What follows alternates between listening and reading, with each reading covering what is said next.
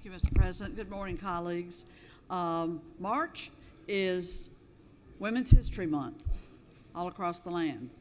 And we've also concluded a very successful Yellow Rose event today, recognizing women from across the state who were awarded the Yellow Rose Award from the Women's Caucus.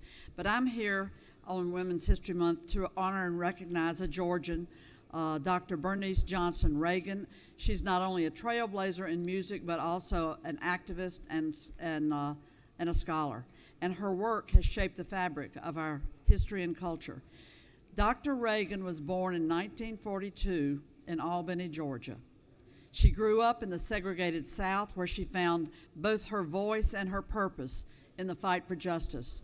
As a young college student at Albany State, she became deeply involved in the civil rights movement, joining the Student Nonviolent Coordinating Committee and using music as a tool for resistance and unity.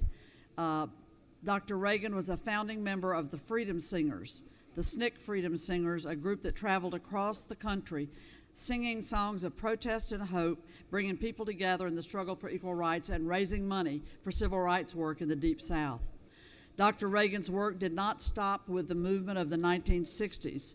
She went on as a Spelman graduate to become a leading historian and scholar of African American culture, dedicating her career to preserving and celebrating Black musical traditions.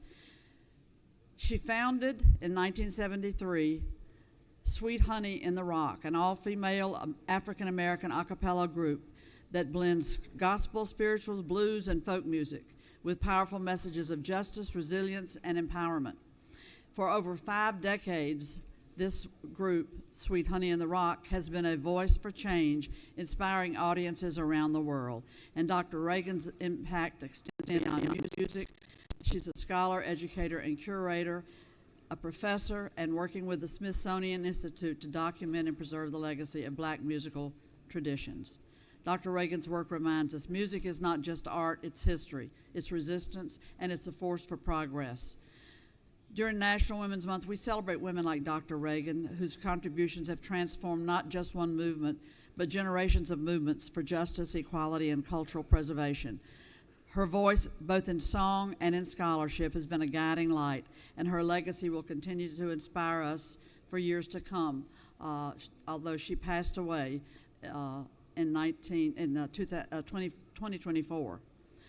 So I offer you these remarks and honor the name and work and lifetime legacy of Dr. Bernice Johnson Reagan, an Albany native.